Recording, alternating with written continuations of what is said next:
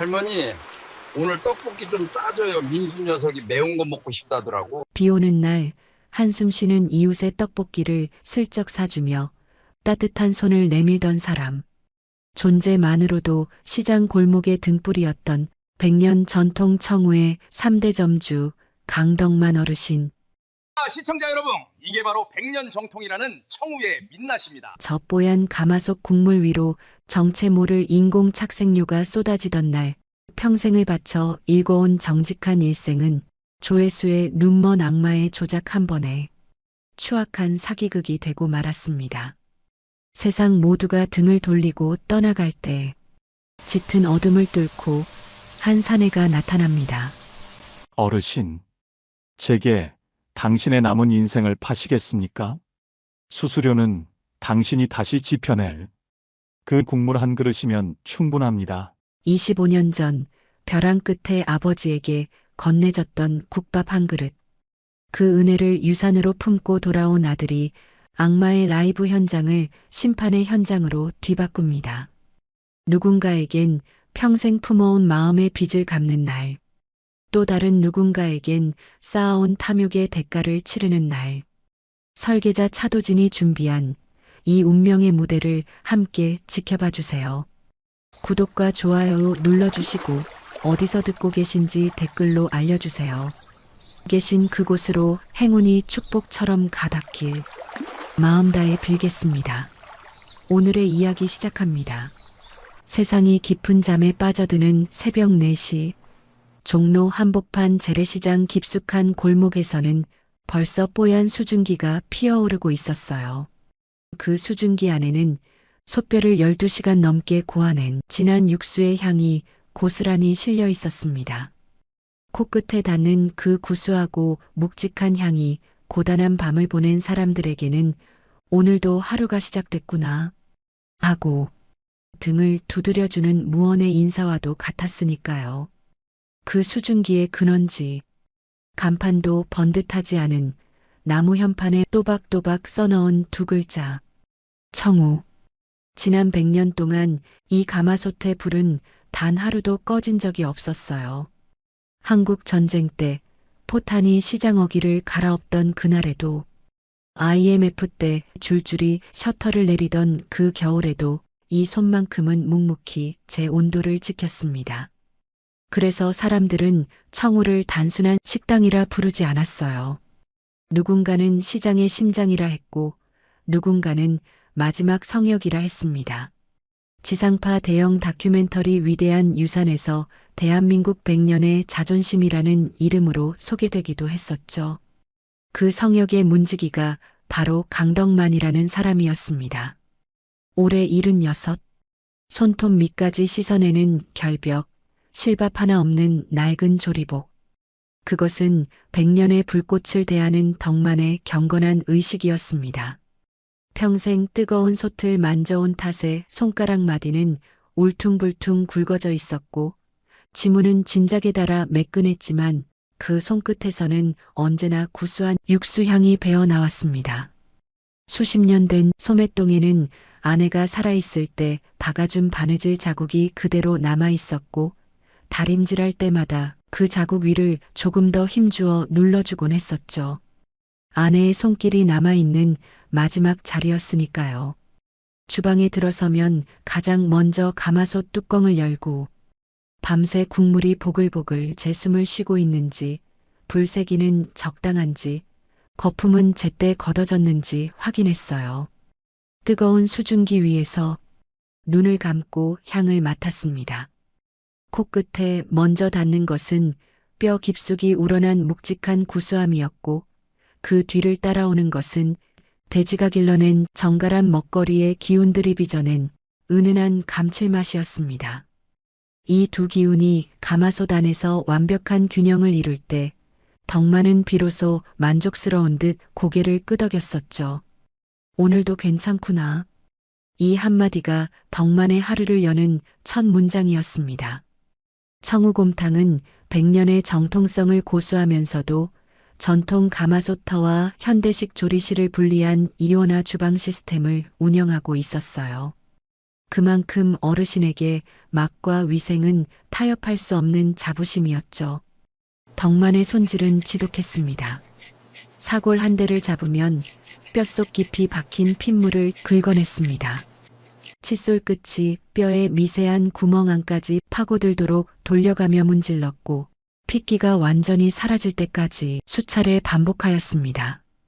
젊은 직원 민수가 처음 이 광경을 보고 기계로 하면 1시간이면 끝나는데요 했을 때 덕만은 뼈를 문지르던 손을 멈추지 않은 채 말했습니다. 기계가 뼈 안쪽까지 들여다보냐. 민수야, 대충이란 게 한번 손에 베면 평생을 따라다닌다. 국물은 거짓말을 못해.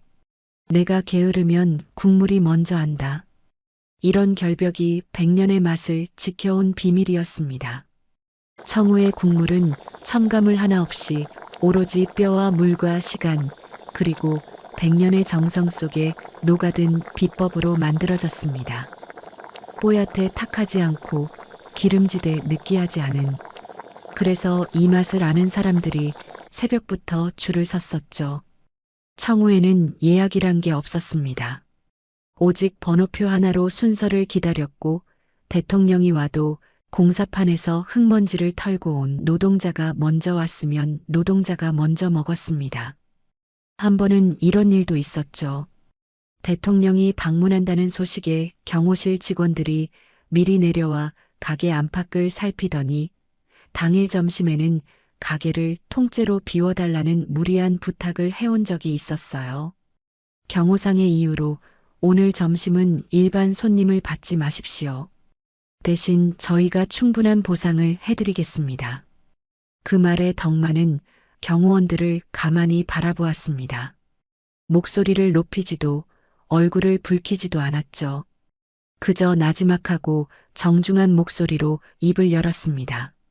나리들 마음은 알겠네만 내 식구 같은 단골들을 차마 내보낼 수는 없구만요. 저기 구석에서 흙먼지 털어내며 들어오신 일용직 분들.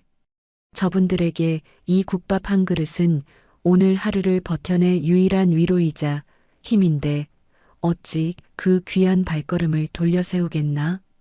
여기선 다 똑같은 손님이니까. 한마디 덧붙인 후 가볍게 목례를 하고는 다시 주방으로 들어갔습니다.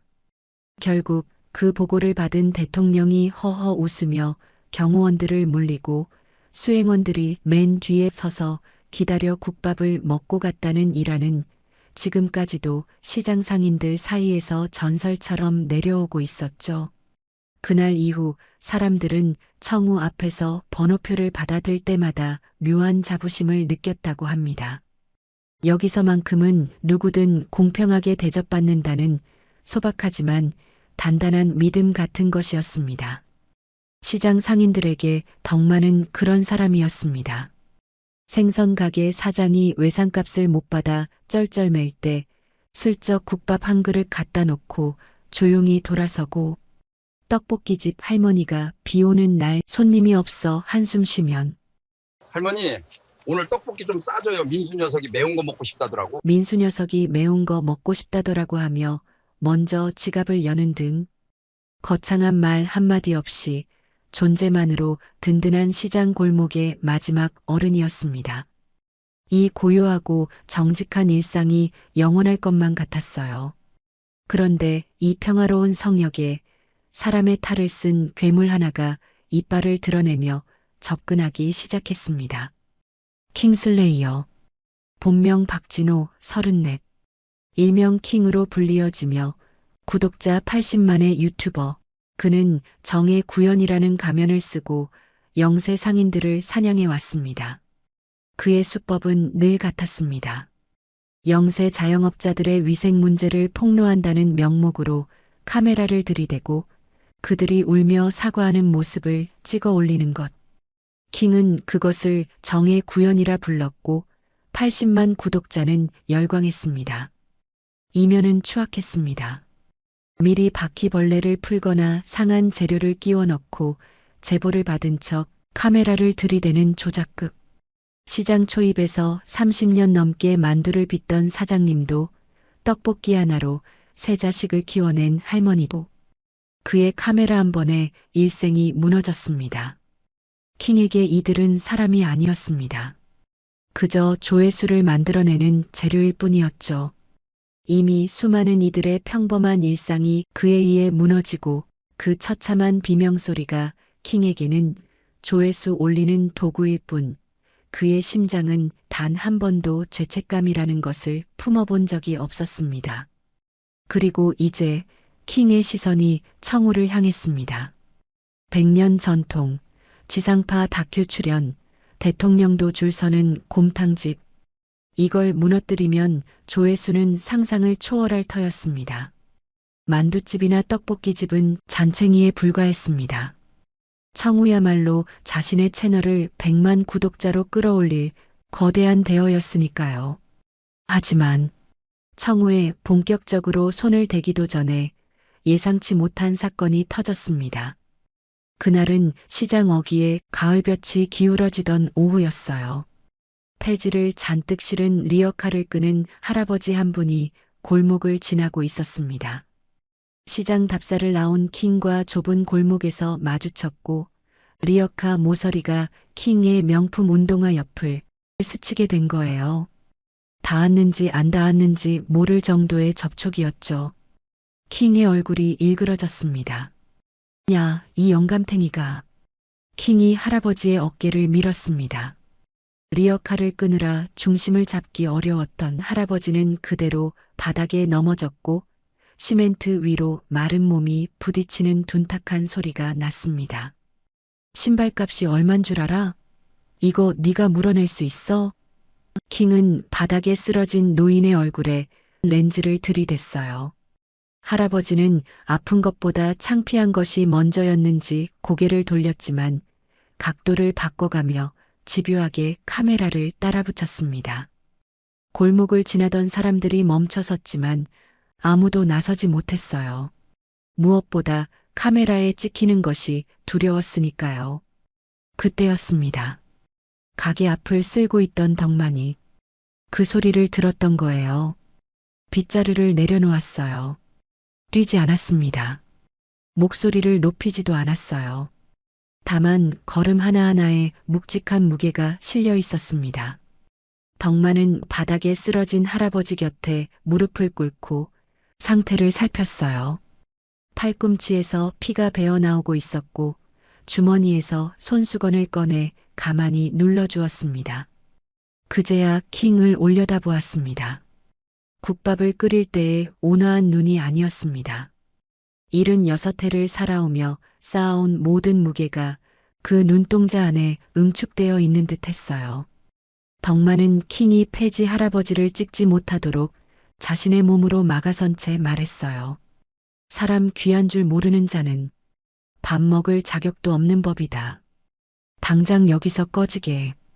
그리고는 리어카에 흩어진 폐지를 하나하나 주워 올렸습니다. 폐지 할아버지가 괜찮으이 괜찮아 하며 손사래를 쳤지만 리어카 손잡이를 대신 잡고 골목 끝까지 묵묵히 밀어주었습니다. 돌아온 덕만은 아무 말 없이 빗자루를 다시 들고 아까 멈춘 자리부터 쓸기 시작했습니다. 마치 아무 일도 없었다는 듯이 말이죠. 하지만 그 순간 모든 사건의 발단이 시작되고 있었습니다. 그 상황들 모두가 킹의 라이브 방송으로 송출되고 있었기 때문이죠. 킹의 의도와는 달리 카메라는 그가 숨기려던 가장 추악한 민낯을 포착한 거였어요. 명품을 걸친 채 폐지 줍는 노인의 삶을 짓밟던 킹의 오만함과 그 폭력을 막아서며 꾸짖던 덕만의 서슬퍼런 외침, 그 극명한 성과학의 대비가 실시간 라이브를 타고 전 국민의 심장에 박혔기 때문이에요. 댓글창은 분노로 폭발했고 실시간 검색어에 킹슬레이어 갑질이 올랐고 구독자 10만이 하루 만에 빠져나갔습니다. 킹은 사무실 어둠 속에서 급락하는 수치를 바라보며 이를 갈았어요. 평생 가마솥 앞에서 땀이나 흘리던 노인네가 감히 내 앞길을 막아? 내 세상에선 80만 구독자가 곧 법이고 그 노인네의 100년은 내 손가락 클릭 한 번에 날아갈 먼지일 뿐인데 말이야. 조회수를 위해서라면 성역이 아니라 그 노인네가 믿는 신이라도 팔아치워야지. 안 그래? 100년 전통? 좋아. 그 100년을 내가 하루 만에 끝장내주지. 사람들은 말이야, 진실 따위 관심 없어. 그저 더 자극적으로 타오르는 지옥불을 구경하고 싶을 뿐이지. 내가 그 구경거리 아주 제대로 만들어줄게. 노인네의 그 고리타분한 자부심이 어떻게 박살나는지 똑똑히 지켜보라고. 비극은 그렇게 100년의 평화를 깨뜨린 잔인한 폭풍의 서막처럼 소리 없이 청우의 문턱을 넘고 있었습니다. 킹은 국물을 비정상적으로 뽀얗게 만드는 인공 착색료를 구했습니다. 이것을 청우의 가마솥에 쏟아붓고 마치 덕만이 평소에 사용해온 것처럼 조작하는 것. 100년의 신뢰를 단숨에 100년의 사기극으로 뒤집는 계획이었습니다.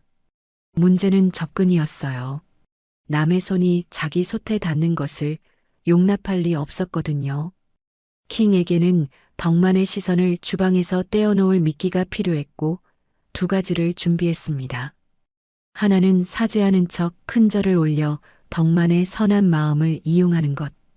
다른 하나는 매수한 가짜 가스 점검원을 보내 폭발 위험이 있으니 밸브를 차단해야 한다며 주방에 난입시키는 것. 100년간 타오르던 불꽃이 꺼질 수 있다는 공포는 덕만에게 다른 모든 것을 잊게 만들 것이었습니다. 사건 당일 점심 장사가 끝나고 주방에 잠시 고요가 내려앉은 오후였습니다. 가게 문이 열리더니 킹이 들어섰습니다. 손에는 포대 하나를 들고 있었습니다. 덕만은 국물간을 보다 말고 고개를 돌렸고 킹을 알아보는 순간 눈빛이 단단해졌습니다. 킹은 그 눈빛을 마주한 채 가게 바닥에 무릎을 꿇었습니다.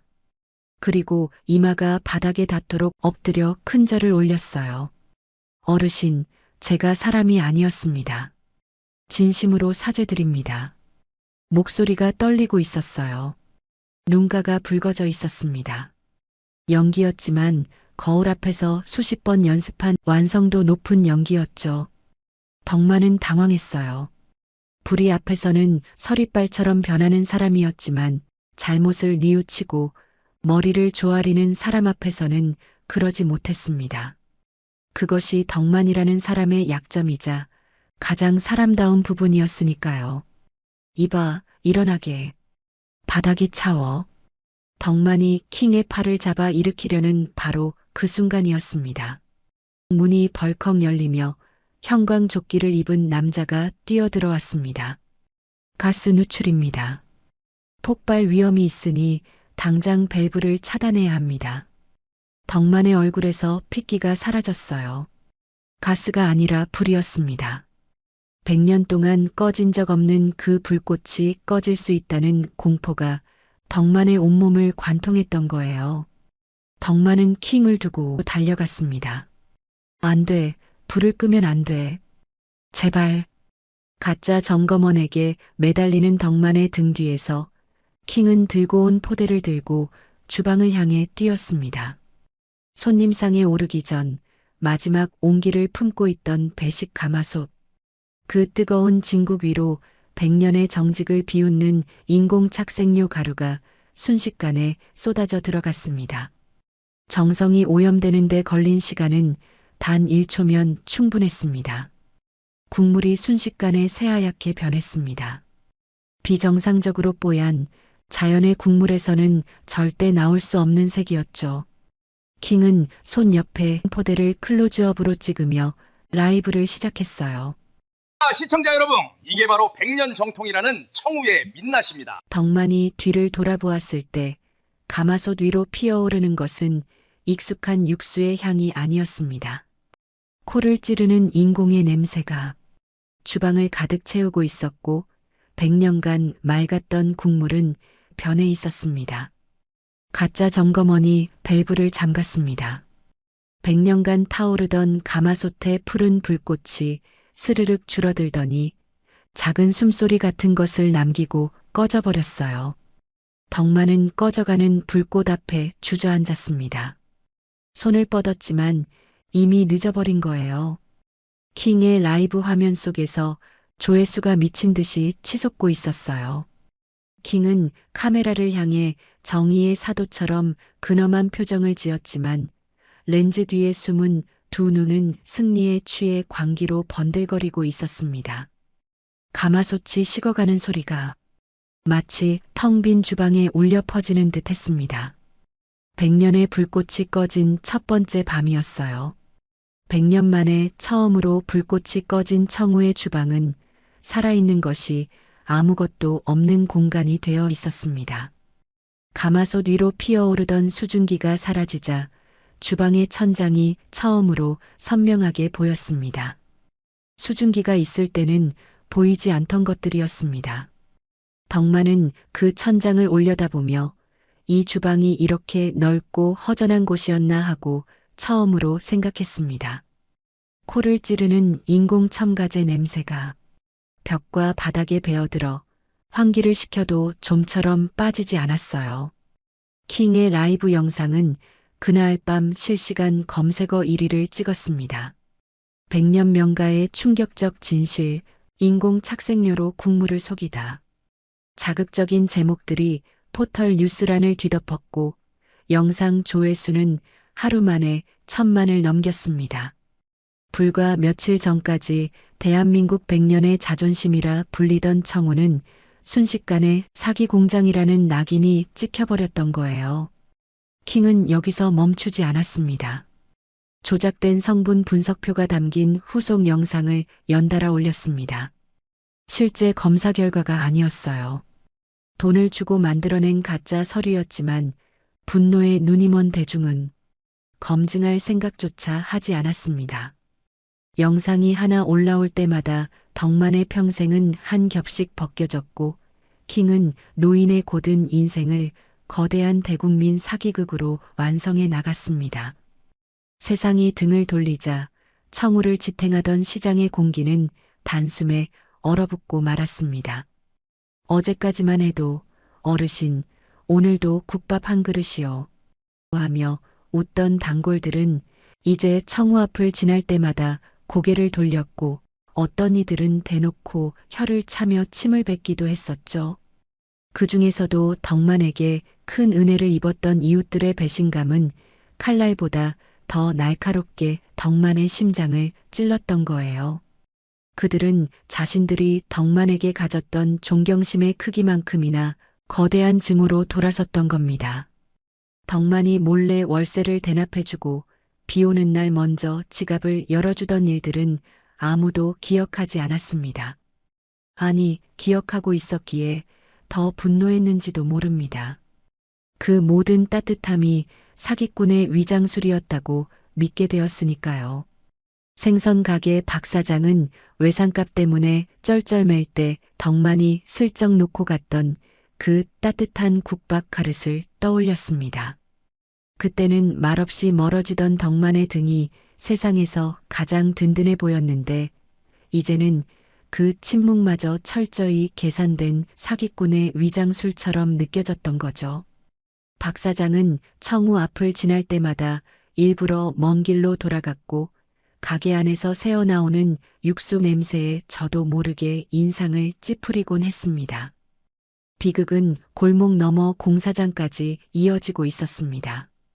벽돌을 나르던 만두집 사장님은 점심시간 깨진 핸드폰 액정으로 그 뉴스를 확인하자마자 컵라면을 든 손이 그대로 굳어버렸던 거예요. 자신을 무너뜨린 괴물킹에게 유일하게 맞서주었던 강 노인마저 사기꾼이었다는 소식에 사장님은 핸드폰을 꽉 움켜쥔 채 한참을 움직이지 못했습니다.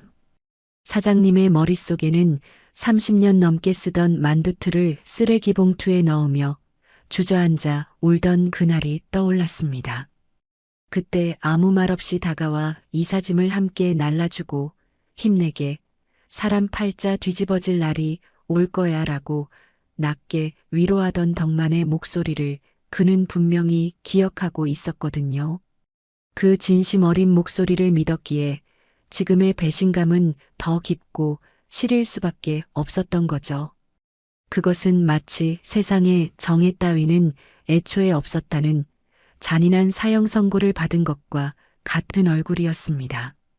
하지만 가장 처절했던 것은 떡볶이집 할머니의 소리 없는 흐느낌이었습니다. 식당 설거지 아르바이트를 하던 할머니는 그 소식을 듣자마자 들고 있던 수세미를 바닥에 떨어뜨리고 말았죠. 할머니에게 덕만은 단순한 이웃이 아니라 무너져가는 삶을 지탱해주던 유일한 버팀목이었으니까요. 자식들이 다 떠나고 홀로 시장을 지키던 그 긴 겨울, 할머니가 가게 앞에서 한숨만 쉬고 있으면 덕만은 어김없이 떡볶이를 사러 와주곤 했었습니다. 배가 고파서가 아니었죠. 누군가에게 떡볶이를 팔고 있다는 사실 자체가 할머니에게는 살아있는 이유가 된다는 걸 덕만은 알고 있었던 거예요. 우리는 여기서 버텨야지 하며 등을 두드려주던 그 따뜻한 손길이 모두 거짓이었다면 할머니가 붙잡고 있던 마지막 한 홀의 실마저 끊어지는 셈이었습니다. 할머니는 그날 밤 설거지를 끝내고 숙소로 돌아가는 길에 아무도 없는 차가운 골목 벽에 기대어 한참을 목 놓아 울어야만 했습니다. 덕만은 이 모든 것이 조작임을 세상에 외치고 싶었어요. 킹 이 가루를 넣는 것을 자기 눈으로 봤고 가스 점검원이 가짜라는 것도 알고 있었죠. 하지만 입을 열 수 없었습니다. 킹이 민수를 인질로 잡고 있었기 때문이었죠. 민수, 28배 청우 주방 직원. 민수는 소년원 전과가 있었습니다. 친구들의 모략에 휘말려 억울하게 옥살이를 했던 아이였습니다.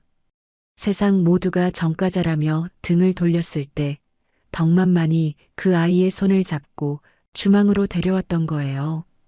그날을 민수는 또렷이 기억하고 있었습니다. 소년원에서 나온 뒤 어디에 이력서를 내도 전과 있으시네요 라는 한마디에 문이 닫혔었죠. 편의점도 주유소도 세차장도 사람을 쓴다는 곳은 많았지만 민수를 쓰겠다는 곳은 단 한 군데도 없었던 겁니다. 마지막으로 찾아간 곳이 청우였습니다. 더 이상 거절당하면 어떻게 해야 할지 몰랐기에 가게 문 앞에서 한참을 서성이다 들어갔었죠. 덕만은 민수의 이력서를 보지 않았어요. 대신 민수의 손을 보았습니다. 거칠지만 마디가 곧은 손이었습니다. 내 과거가 아니라 내 손을 보고 뽑는 거다. 이 손이면 국물을 지킬 수 있을 게야. 그 한마디에 민수의 세상이 바뀌었습니다. 처음으로 자기를 전과자가 아닌 사람으로 봐준 어른이 생긴 것이었으니까요. 민수는 그날부터 새벽 4시에 덕만보다 먼저 일어나 주방 바닥을 닦았습니다. 아무도 시키지 않았지만 이 자리를 잃고 싶지 않았고 이 사람을 실망시키고 싶지 않았던 거예요. 킹은 그 약점을 파고들었습니다. 입 열면 그 직원 전과 기록을 전국에 깔아버리겠다. 비열한 협박이었죠. 민수가 겨우 다시 세운 삶이 자신 때문에 무너지는 것을 덕만은 견딜 수 없었으니까요. 그래서 침묵을 선택했던 거예요. 억울함을 삼키는 것은 분노를 삼키는 것과는 차원이 다른 고통이었습니다. 분노는 뜨거워서라도 기운이 나지만 억울함은 차갑게 속을 파먹었으니까요.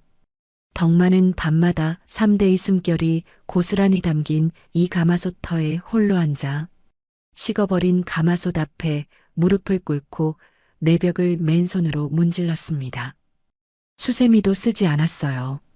그냥 손바닥으로 아직 미지근한 온기가 남아있는 무쇠벽을 쓸고 또 쓸었어요. 그 가느다란 잔열이 오히려 잔인하게 다가왔었죠. 완전히 식어버렸다면 차라리 포기할 수 있었을 텐데 손끝에 남는 그 희미한 온기가 100년의 기억을 불러내며 덕만의 밤을 갈기갈기 찢어놓았습니다. 어떤 밤에는 가마솥 앞에 앉아 아버지와 대화를 했어요. 소리내지 않고 입술만 달싹이며 말이에요. 전쟁통에 이 국물 단지를 품에 안고 피난 갔던 아버지를 떠올렸던 거죠. 포탄이 터지는 와중에도 불씨 하나를 지켜냈던 그분의 아들이 사기꾼이라는 이름으로 끝나게 된 거였으니까요. 아버지에게 면목이 없었습니다. 그뿐이 아니었어요. 명망 있는 직장에 다니는 자식들에게도 불똥이 튀고 말았습니다.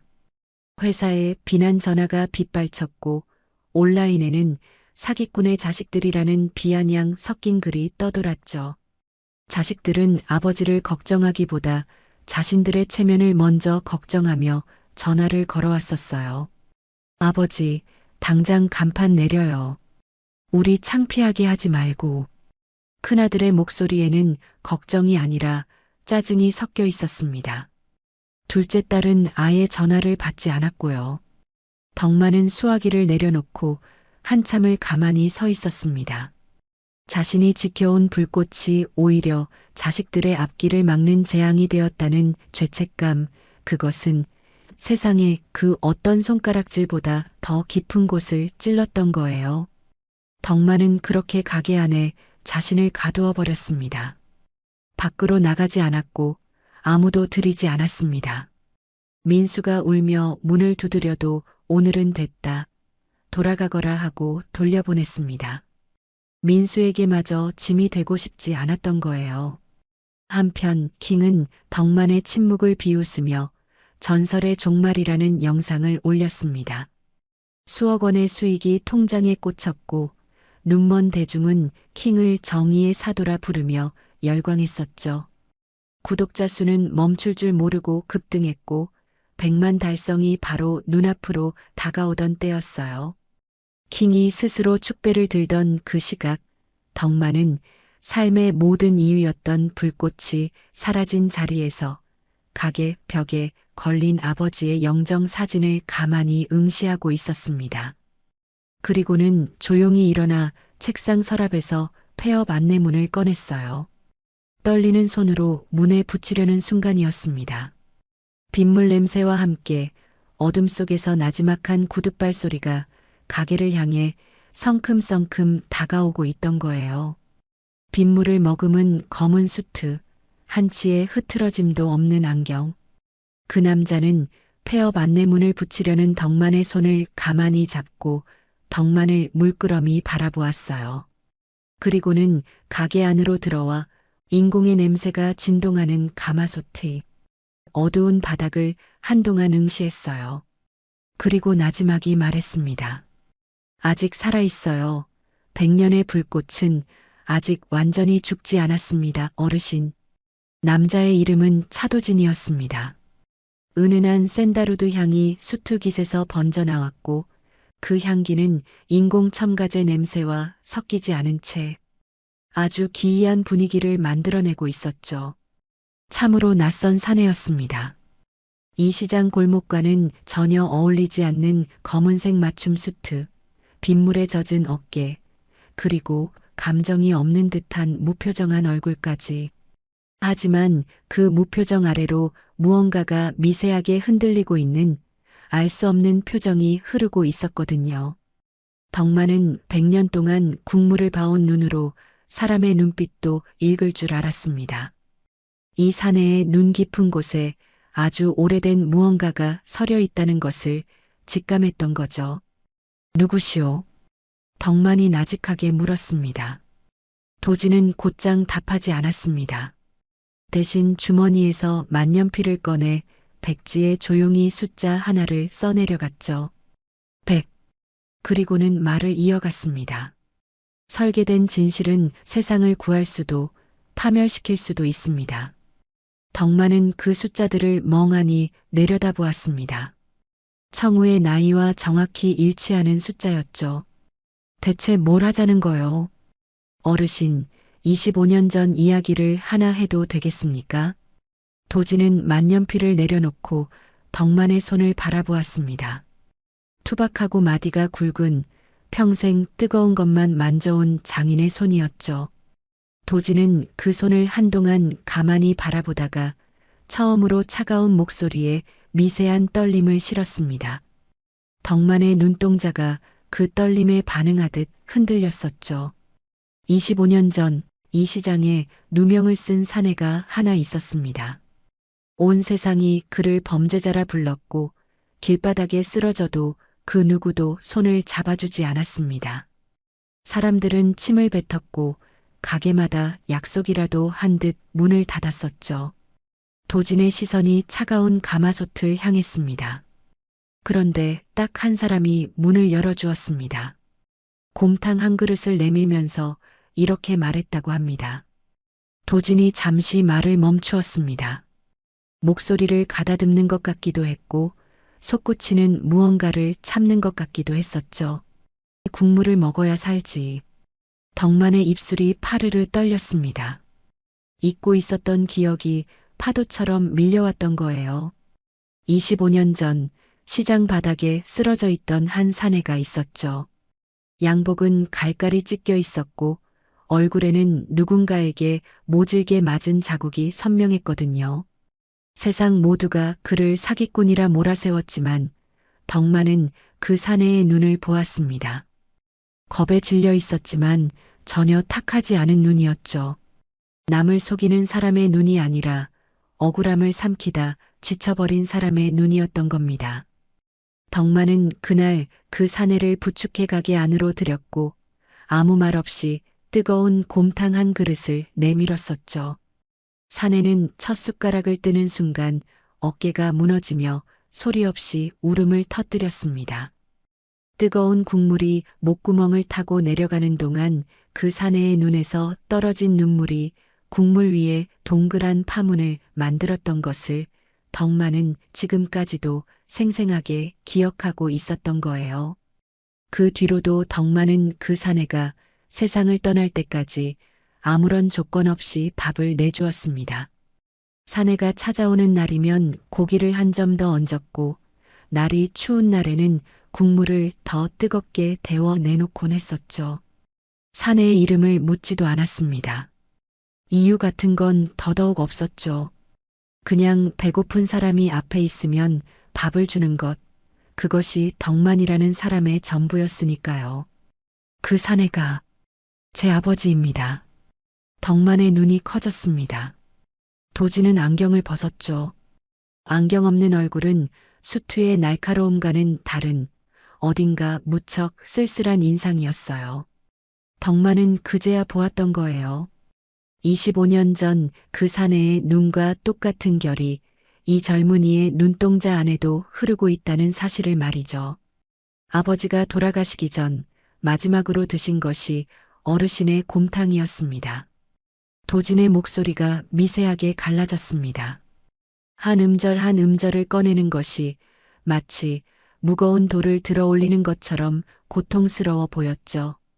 아버지는 병상에서 저에게 자주 이야기하셨습니다. 세상이 전부 등을 돌려도 그 한 그릇만은 따뜻했다고. 그 마음을 절대로 잊지 말라고. 도진아, 사람이 사람에게 줄 수 있는 가장 값진 것은 배고플 때 밥 한 그릇 내미는 거란다. 도진은 수트 안주머니에서 낡은 종이 한 장을 꺼냈습니다. 모서리가 다 닳고 접힌 자국이 수십 겹으로 겹쳐진 아주 오래된 번호표였죠. 청우의 번호표. 도진은 그 종이를 바로 내밀지 않고 잠시 손끝으로 그 뒷면을 가만히 쓸어내렸습니다.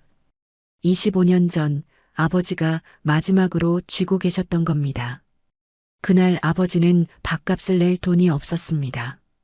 세상에 쫓겨 자존심마저 다 망가진 채로 그저 죽지 못해 이 골목을 서성이셨죠. 그런 아버지에게 어르신은 곰탕 한 그릇을 내어주시고는 이 번호표 뒷면에 이렇게 적어주셨더군요. 도진이 번호표를 뒤집어 테이블 위에 올려놓았습니다. 거기엔 덕만의 투박하고 삐뚤빼뚤한 글씨가 흐리게 남아 있었습니다. 언제든 오시오. 당신 밥값은 이 번호표 하나로 평생 공짜요. 그러니 제발 나쁜 생각 말고 이 국물 힘으로 살아내시오. 도진의 목소리가 떨려왔습니다. 아버지는 이 종이 한 장을 부적처럼 품고 사셨습니다. 온 세상이 자신을 사기꾼이라 손가락질할 때 유일하게 살아있으라고 말해준 이 문장이 아버지를 25년 동안 버티게 한 겁니다. 그리고 이제 제가 그 밥값을 갚으러 온 거예요. 저는 이 번호표 하나로 25년을 살아왔습니다. 도진이 번호표를 테이블 위에 올려놓았습니다. 형광등 불빛 아래에서 숫자가 거의 지워진 낡은 종이가 유난히 작아 보였죠. 하지만 그 작은 종이 한 장에 실린 무게는 이 가게의 거대한 가마손만큼이나 묵직한 것이었습니다.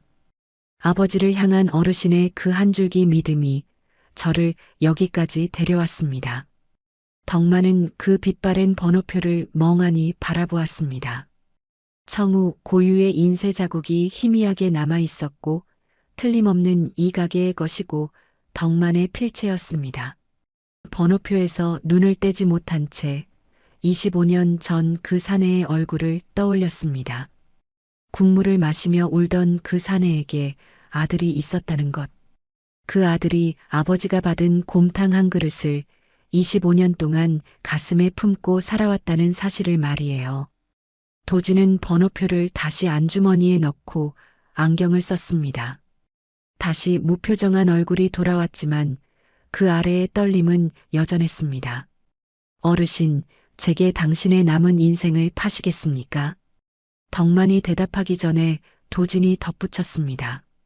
수수료는 어르신께서 다시 불을 지피고 정성으로 끓이게 될 국물 한 그릇이면 충분합니다. 그것은 단순한 거래의 제안이 아니었습니다. 25년 동안 가슴속에 갈아온 보온의 칼날을 꺼내드는 서늘하면서도 뜨거운 선전포고였죠. 아버지가 받은 그 온기를 되갚기 위해 이 남자는 25년을 기다려왔고 지금 이 순간을 위해 자신의 모든 것을 갈아 넣을 준비가 되어 있었던 거예요. 덕만은 도진의 눈을 오래 들여다보았습니다. 25년 전 아버지의 눈에서 보았던 것과 똑같은 결이 거기 있었거든요. 거짓이 아니었습니다. 100년 동안 국물을 봐온 눈은 사람의 진심도 알아보는 법이었으니까요. 덕만이 천천히 고개를 끄덕였습니다. 계약이 성사되자 도진의 눈빛이 순식간에 달라졌죠. 빚을 갚으러 온 아들의 눈에서 차가운 설계자의 눈으로 전환되는 데는 1초도 걸리지 않았습니다. 도진은 안경 너머로 가마솥을 한 번 더 훑어보고는 곧바로 킹이 사용한 인공착색류의 유통 경로와 가짜 점검원의 신원 파악에 들어갔습니다. 지금부터 어르신은 더 철저하게 무너진 연기를 해주셔야겠습니다. 덕만이 의아한 눈으로 도진을 바라보았습니다. 가해자가 승리에 취해 가장 오만해지는 순간 그가 스스로 제 무덤을 파도록 만들 겁니다. 어르신이 완전히 무너진 것처럼 보여야 그자의 경계심이 풀릴 테니까요. 도진은 테이블 위에 백지에 설계도를 그리듯 선을 이어나갔습니다. 킹이 100만 구독자 기념 라이브를 준비하고 있다는 정보를 이미 확보하고 있었고 그 자리에서 노인의 숨통을 완전히 끊을 일격을 가하려 한다는 것까지 파악하고 있었거든요. 제가 그자에게 미끼를 하나 던지겠습니다. 어르신의 과거를 조작해서 돌이킬 수 없는 오명이라는 3차 폭로를 하도록 유도할 겁니다. 자극적인 콘텐츠에 미친 자는 더 자극적인 미끼를 거부하지 못하는 법이니까요. 덕만은 묵묵히 듣고만 있었습니다. 도진의 말은 차갑고 정밀했지만 그 설계 하나하나의 밑바닥에 아버지를 향한 뜨거운 빚이 깔려 있다는 것을 덕만은 누구보다 잘 알고 있었습니다. 도진이 자리에서 일어나 가게를 나서며 나직하게 말했습니다. 25년 전 아버지에게 국물을 내어주셨을 때 어르신은 아무것도 바라지 않으셨을 겁니다. 하지만 저는 그날의 빚을 갚지 않으면 앞으로 단 한 걸음도 나갈 수가 없는 사람입니다. 도진은 덕만을 도울 수 있는 날이 있을 거라 생각하며 지금까지 묵묵히 기다려왔던 거예요. 도진의 목소리는 여전히 차가웠지만 그 마지막 문장만큼은 숨겨둔 열기가 스며 나오고 있었죠. 아버지를 지켜주지 못한 무력한 아들이 25년 동안 갈고 또 갈아온 보은이라는 이름의 칼날. 그 칼끝이 빗물에 젖어 서늘하게 번들거리고 있었던 거예요. 어르신, 이 국물 하나만 끝까지 지켜주십시오. 나머지는 제가 설계하겠습니다. 문이 닫히고 나지막한 구둣발 소리가 빗속으로 서서히 멀어져 갔습니다. 덕만은 아버지가 살아생전 불을 지피시던 텅 빈 부엌에 홀로 앉아 가마솥을 바라보며 조용히 눈을 감았습니다. 한참 동안 정적이 흐른 뒤 덕만이 눈을 떴을 때 입가에 아주 희미한 무언가가 지나갔습니다. 미소라고 하기에는 너무 작았지만 절망이라고 하기에는 무척이나 따뜻한 것이었죠. 바깥에서는 여전히 비가 내리고 있었지만 시장 바닥으로 스며드는 달빛은 구름 사이를 비집고 나와 날카롭게 부서지고 있었습니다. 이제 막 시작된 설계자의 반격이 얼마나 서늘할 것인지를 예고하기라도 하듯이 말이죠. 킹은 점점 초조해지고 있었습니다. 인공착색료 가루 폭로 이후 라이브 수익은 짭짤하게 챙겼지만 갑질 영상의 후유증이 생각보다 깊었거든요. 정의의 사도라는 화려한 타이틀 뒤에 폐지 노인을 밀친 놈이라는 꼬리표가 끈질기게 따라붙었고 신규 구독자 유입은 눈에 띄게 더뎌졌던 거죠.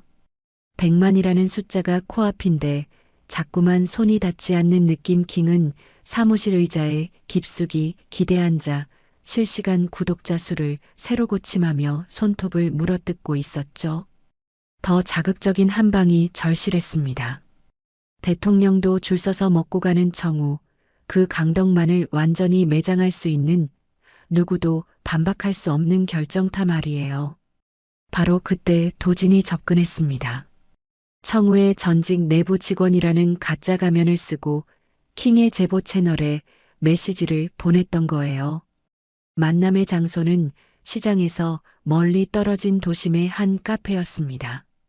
도진은 의도적으로 수트가 아닌 낡은 점퍼를 입고 나타났었죠. 불안한 듯 주변을 두리번거리는 연기까지 완벽하게 소화해냈습니다. 강 노인이 사실은 주방 구석 깊숙한 곳에 진짜 사용금지 첨가물을 숨겨두고 있습니다. 인공착색료는 사실 빙산의 일각일 뿐이에요. 킹의 눈이 번쩍 뜨였습니다. 의자에 기대앉아 있던 몸이 용수철처럼 앞으로 쏠렸거든요. 커피잔을 만지작거리던 손이 멈췄고 입꼬리는 저도 모르게 비열하게 올라갔습니다. 증거는요. 100만 라이브 때 그 자리에서 직접 꺼내 보여드리면 됩니다.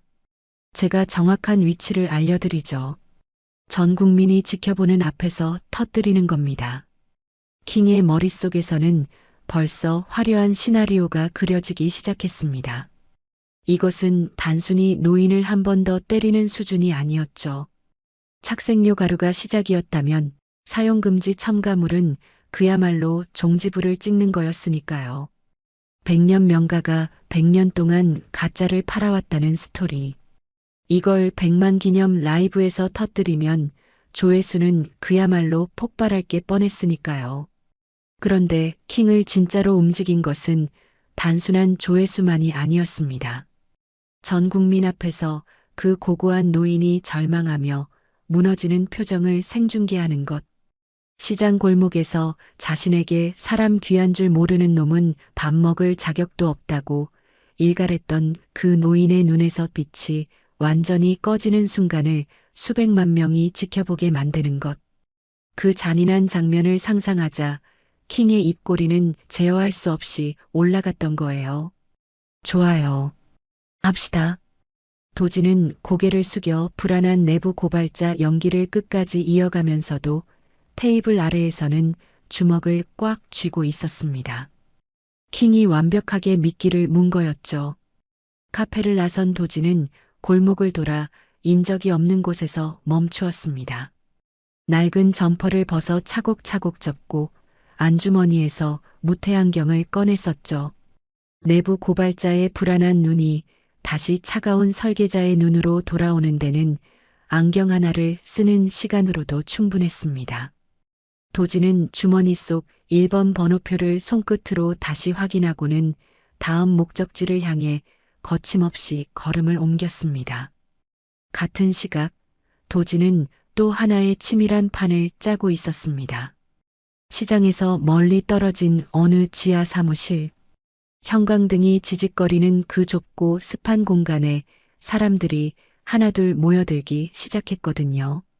모두가 킹에게 삶을 송두리째 짓밟힌 사람들이었습니다.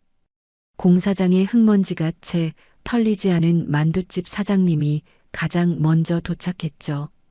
작업복 무릎에는 시멘트 가루가 하얗게 묻어 있었고 30년을 만두를 빚던 손이었는데 지금은 벽돌을 나르는 손이 되어 있었던 겁니다. 그 옆에는 떡볶이집 할머니가 앉았습니다.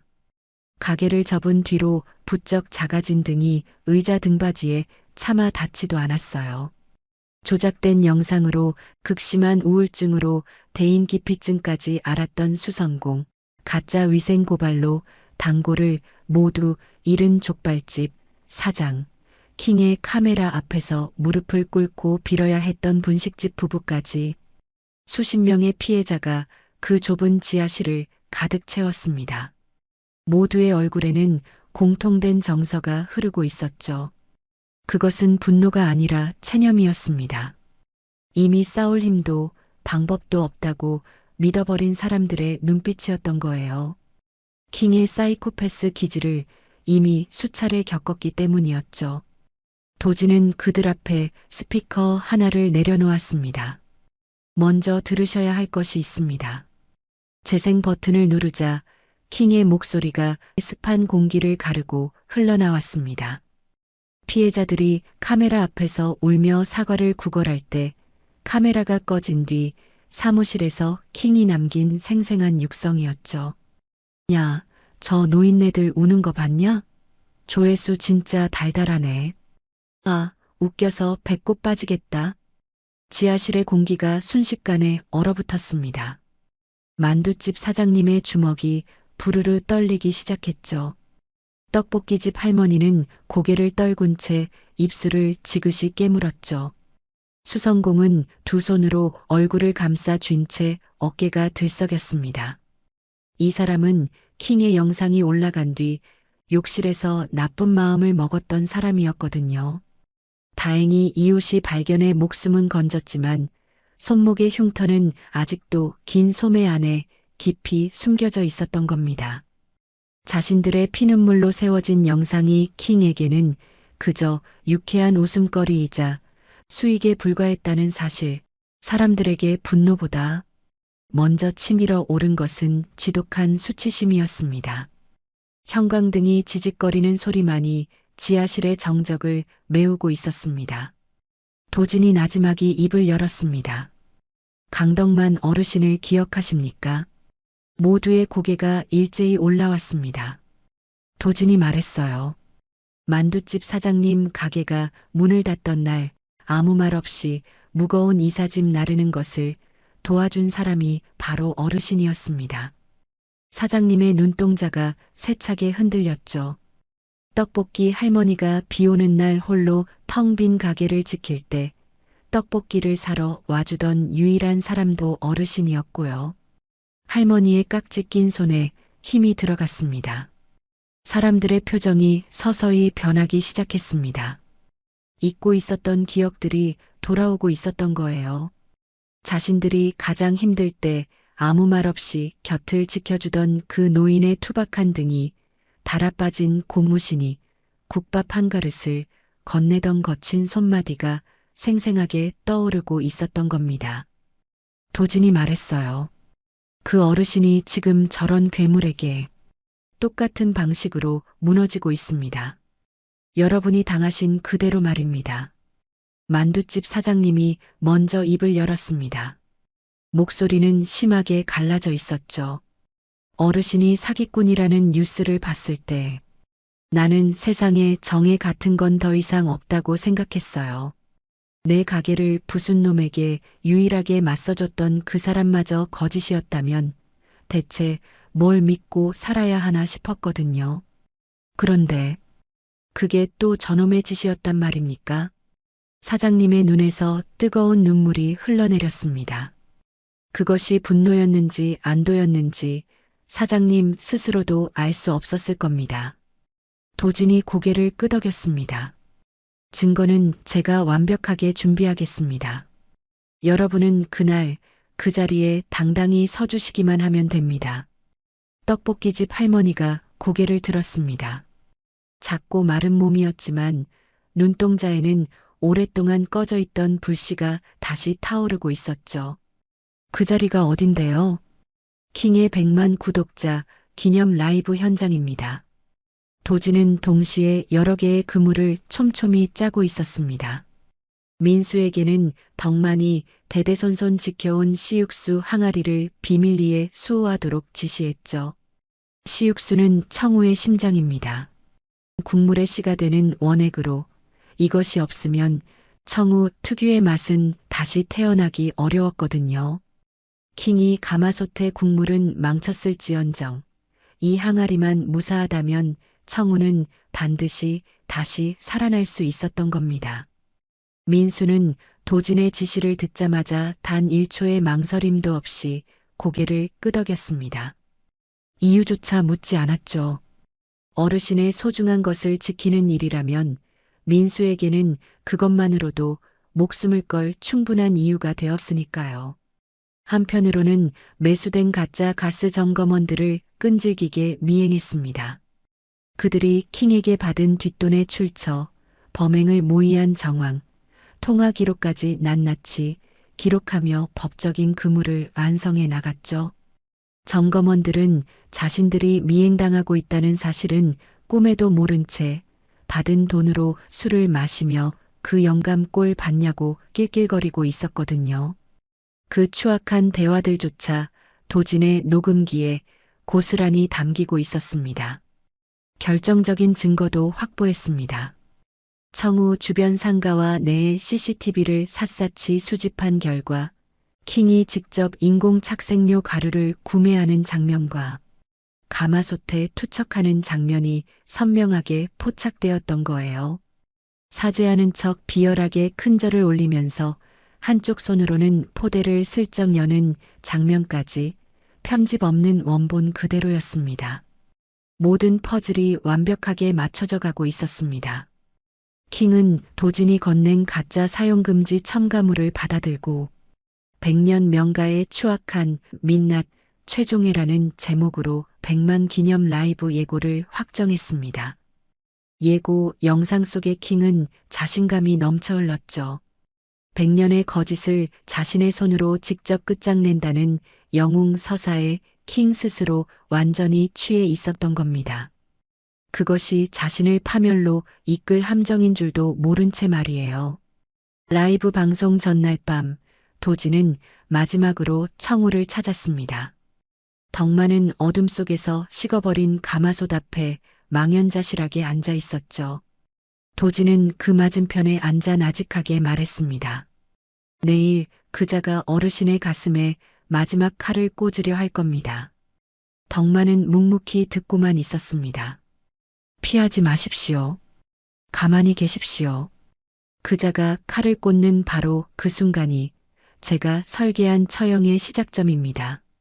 덕만이 고개를 끄덕였습니다. 떨림은 없었습니다. 100년의 불꽃을 지켜온 사람은 인생의 마지막 순간에 결코 흔들리지 않는 법을 알고 있으니까요. 도진이 일어서며 문 앞에서 다시 멈췄습니다. 어르신, 이 국물 하나만 지켜주십시오. 나머지는 제가 설계하겠습니다. 구둣발 소리가 빗속으로 사라졌습니다. 덕만은 홀로 남겨진 주방에서 식어버린 가마솥을 바라보며 조용히 눈을 감았습니다. 내일이면 이 솥이 다시 뜨겁게 달아오르거나 아니면 영원히 차갑게 꺼지거나 둘 중 하나였습니다. 청우 앞 골목이 사람들의 인파로 가득 찼습니다. 킹의 100만 구독자 기념 라이브 현장. 백년 명가의 추악한 민낯, 최종회라는 자극적인 예고가 뜨자 수천 명의 대중과 유튜버들이 상어떼처럼 몰려들었던 거예요. 카메라가 수십 대, 스마트폰이 수백 대. 좁은 시장 골목은 인간의 원초적인 호기심과 잔인함으로 빽빽하게 메워졌습니다. 하늘에는 방송용 드론이 날아다녔고 주요 언론사 취재 차량까지 시장 입구를 막고 서 있었죠.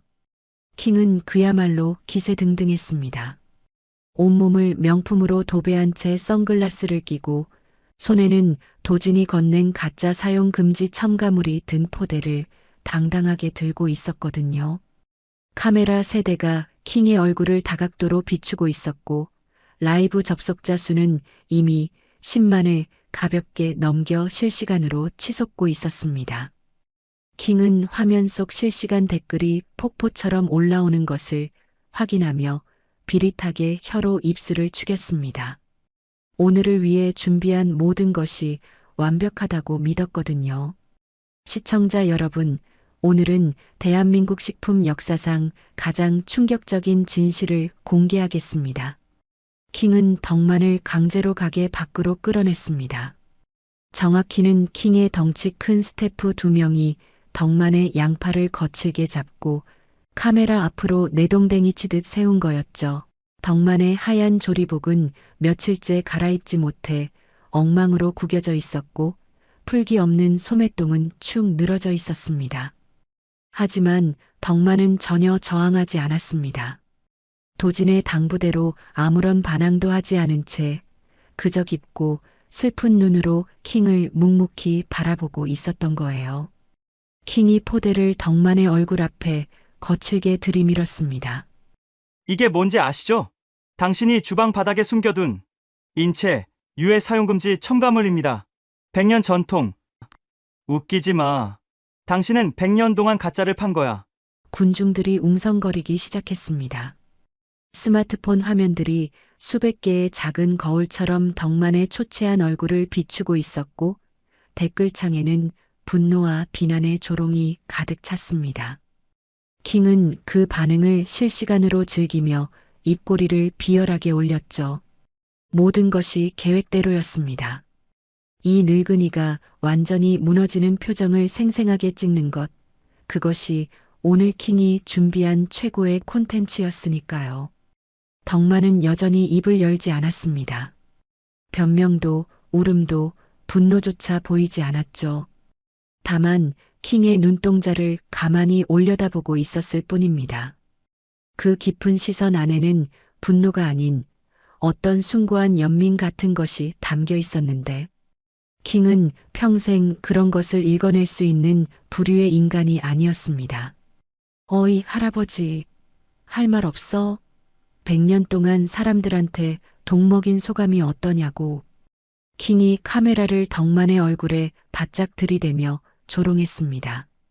군중 사이에서 야유가 터져나왔고 누군가는 사기꾼이라고 외쳤죠. 덕만의 조리복 깃에 누군가 던진 종이컵이 맞고 떨어졌습니다. 덕만은 고개를 숙이지 않았습니다. 종이컵이 발밑에 굴러가는 것을 내려다보지도 않았죠. 그냥 킹의 눈을 뚫어지게 보고 있었을 뿐입니다. 바로 그 순간이었습니다. 시장의 야외 전광판이 지지직거리며 화면이 바뀌더라고요. 킹의 라이브 화면도 동시에 끊겼습니다. 수천 개의 스마트폰 화면 위로 같은 영상이 동시에 재생되기 시작했죠. 화면 상단에 한 줄의 문장이 떠올랐습니다. 설계자 진실의 기록. 킹의 얼굴에서 웃음기가 순식간에 증발했습니다. 선글라스를 벗어 던진 그의 눈동자는 공포가 아니라 자신이 공들여 쌓은 왕국이 무너지는 것을 믿지 못하는 기괴한 광기로 일렁였습니다. 사이코패스 특유의 텅 빈 안광이 사방으로 번득이며 어떻게든 빠져나갈 구멍을 찾는 포식자의 비열한 본능만이 그 눈 안에서 꿈틀거리고 있었습니다. 영상 속에는 킹의 사무실이 찍혀 있었습니다. 킹이 의자에 비스듬히 기대앉아 피해자들의 울음을 흉내내며 낄낄거리는 모습, 가짜 점검원들에게 전화로 범행을 지시하는 모습 노인네가 울고불고 매달려도 그냥 불 꺼버려. 그게 그림이 좋잖아. 차갑고 비정한 킹의 목소리가 시장 전체에 울려 퍼졌습니다. 소란스럽던 군중이 일순간 쥐 죽은 듯 조용해졌죠. 수천 명이 동시에 숨을 멈춘 것 같은 정적이었습니다. 방금까지 사기꾼을 외치던 사람들의 입이 벌어진 채 다치지 않았거든요. 전광판 속 킹의 얼굴과 지금 눈앞에 서 있는 킹의 얼굴이 극명하게 대비되었습니다. 화면 속의 킹은 웃고 있었고 눈앞의 킹은 사색이 되어 있었죠. 이어서 결정적 증거가 터져 나왔습니다. 킹이 직접 공업용 화이트닝 가루를 구매하는 장면. 편의점 옆 골목에서 착색료 판매상에게 현금 봉투를 건네는 장면. 청우의 주방에서 사죄하는 척 큰절을 올리면서 덕만이 가짜 점검원에게 매달리는 사이 한 손으로 포대를 열어 가마솥에 가루를 쏟아붓는 장면. 편집 없는 고화질 CCTV 원본이었던 거예요. 각도도 시간도 킹의 얼굴도 너무나 또렷했죠. 부정할 수 없는 날 것의 진실이었습니다. 이건 해킹이야. 다 조작된 거라고. 킹이 발악하며 소리쳤습니다. 하지만 목소리는 이미 흉하게 갈라져 있었거든요. 카메라를 든 손이 부들부들 떨렸고 얼굴에서는 이미 핏기가 완전히 빠져나간 뒤였습니다. 주변을 둘러보았지만 킹의 스태프들은 이미 한 발 뒤로 물러나 있었습니다. 자신들의 얼굴까지 영상에 찍혀 있을지 모른다는 공포 때문이었죠. 그때 군중 사이가 서서히 갈라지며 사람들이 하나둘 앞으로 나오기 시작했습니다. 만두집 사장님이 가장 먼저였습니다. 걸음은 한치의 흔들림도 없었습니다. 그 뒤로 떡볶이집 할머니가 나왔죠. 작고 마른 몸이었지만 눈에는 서슬퍼런 불이 켜져 있었습니다. 수성공이, 족발집 사장이, 분식집 부부가 줄지어 나타나 킹을 포위하듯 에워쌌습니다. 수십 명, 킹이 그동안 무참히 짓밟아온 사람들의 얼굴이 하나하나 카메라에 잡혔습니다. 만두집 사장님이 킹의 앞에 섰습니다. 사장님의 굵고 메마른 목소리가 시장 골목에 쩌렁쩌렁하게 울려 퍼졌습니다. 너 때문에 죽으려 했던 사람들이다. 어디 한번 마음껏 비웃어봐. 킹은 뒷걸음질 쳤습니다. 한 발, 두 발.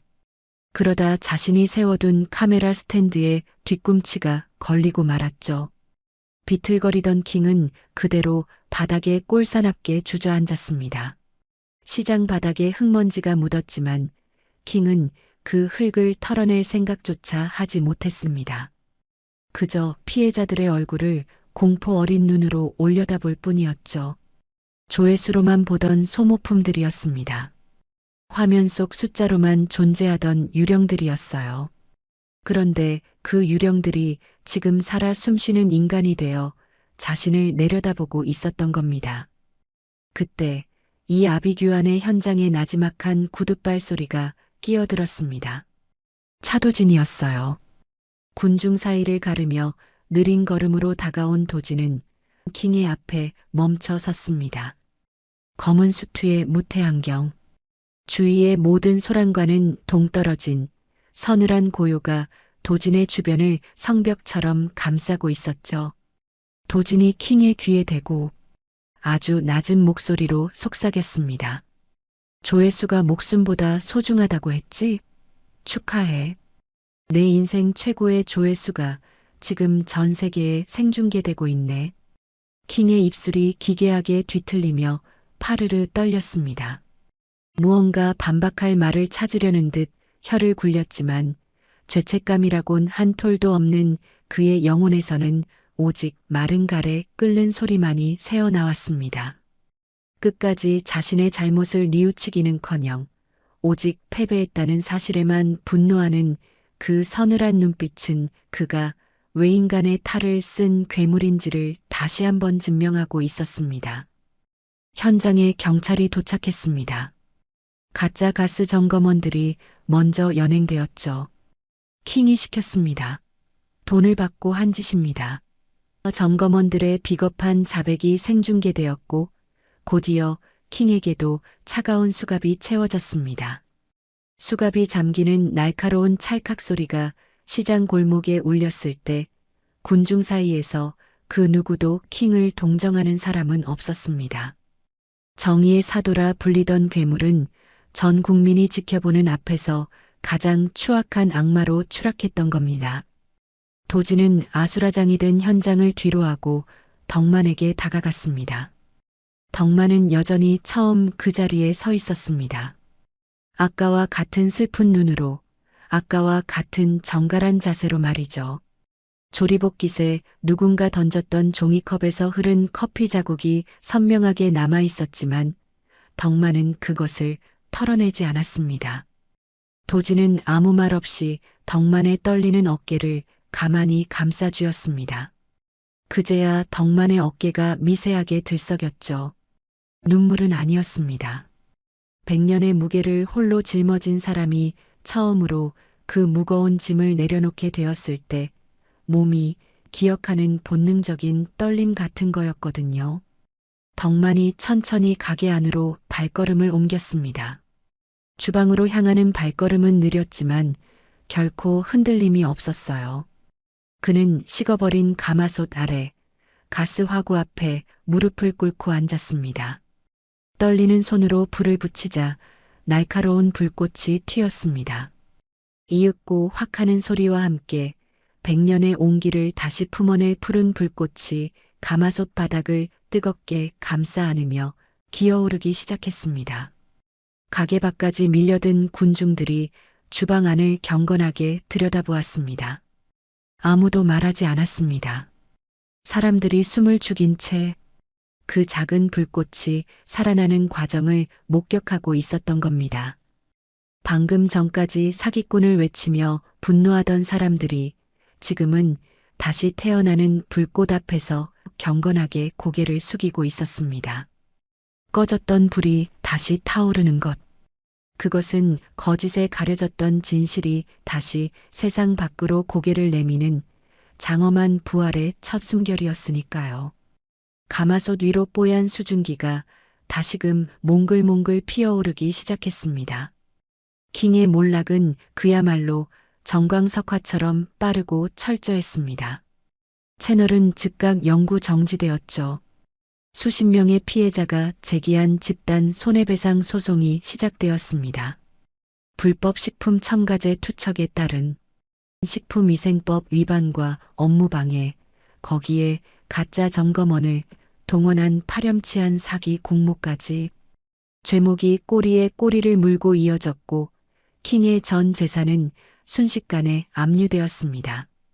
화면 속에서 정의의 사도를 자처하던 킹은 수갑이 채워진 채 고개를 푹 숙이고 호송차에 올랐습니다. 그 비참한 장면을 찍는 카메라는 이번에는 킹이 아닌 분노한 대중들의 것이었죠. 시장에는 조금씩 온기가 돌아오기 시작했습니다. 하지만 진짜 부활은 법정이 아니라 바로 청우의 주방에서 시작되었습니다. 모든 법적 절차가 마무리된 어느 날 민수가 지하 창고에서 항아리 하나를 조심스럽게 꺼내 들었습니다. 바로 시육수 항아리였습니다. 100년 전 증조부가 처음 우려낸 국물의 씨가 되는 원액이 담긴 청우의 심장과도 같은 유산이었거든요. 민수가 두 팔로 항아리를 정중하게 감싸 안고 지하 계단을 올라왔습니다. 항아리를 아는 팔에는 그날 밤 사투의 흔적인 상처가 여전했지만 민수의 발걸음은 그 어느 때보다 단단했습니다. 주방 한가운데 놓인 가마솥 앞까지 항아리를 옮겨 내려놓자 덕만이 다가와 뚜껑 위에 손을 얹었습니다. 뚜껑을 여는 덕만의 손이 잠시 허공에서 멈추었습니다. 이 뚜껑을 열면 100년의 향기가 터져 나올 거였으니까요. 아버지의 손때가 할아버지의 고단했던 새벽이 증조부의 첫 불꽃이 이 작은 항아리 안에 농축되어 있었습니다. 덕만은 눈을 감고 천천히 뚜껑을 들어 올렸습니다. 주방 가득 깊고 묵직한 향이 파도처럼 번져 나왔습니다. 100년의 세월이 응축된 향기였어요. 진한 솥뼈의 감칠맛 위로 세대를 건너며 쌓여온 시간의 깊이가 코끝을 간지럽혔던 거죠. 인공의 냄새에 잠식당했던 주방이 이 향기 하나만으로 다시 살아 숨쉬기 시작했습니다. 덕만은 그 향을 들이마시며 한동안 감은 눈을 뜨지 못했습니다. 민수가 항아리를 조심스레 기울여 시육수를 가마솥에 부었습니다. 맑고 진한 원액이 무쇠솥 바닥을 타고 끈적하게 흘러내렸고 새로 지핀 푸른 불꽃이 그것을 뜨겁게 받아 데우기 시작했습니다. 국물이 보글보글 끓기 시작하자 청우 특유의 그 뽀얀 수증기가 다시금 피어올랐던 거예요. 이번에는 인공 착색료가 억지로 만들어낸 기괴한 흰색이 아니었습니다. 뼈와 물, 그리고 정직한 시간만이 만들어낼 수 있는 맑고 깊은 본래의 생명력이었죠. 수증기가 낡은 기와지붕 틈새를 비집고 골목 전체로 번져나가자 상인들이 하나 둘 고개를 내밀었습니다. 다들 그 냄새를 몸으로 기억하는 사람들이었거든요. 수십 년 동안 새벽마다 맡아온 알람 시계보다 먼저 하루의 시작을 알려주던 그리운 향기. 돌아왔구나 하는 안도의 표정들이 골목을 따라 꽃처럼 번져나갔습니다. 덕만을 비난했던 사람들이 하나둘 청우의 가게 앞으로 모여들기 시작했습니다. 누군가는 눈물 어린 사죄의 편지를 들고 왔고 누군가는 정성이 담긴 꽃다발을 조용히 놓아두었습니다. 한 중년 남자가 한참을 머뭇거리다 덕만을 향해 깊이 고개를 숙였습니다. 어르신, 저희가 잠시 눈이 멀었습니다. 정말 죄송합니다. 용서해 주십시오.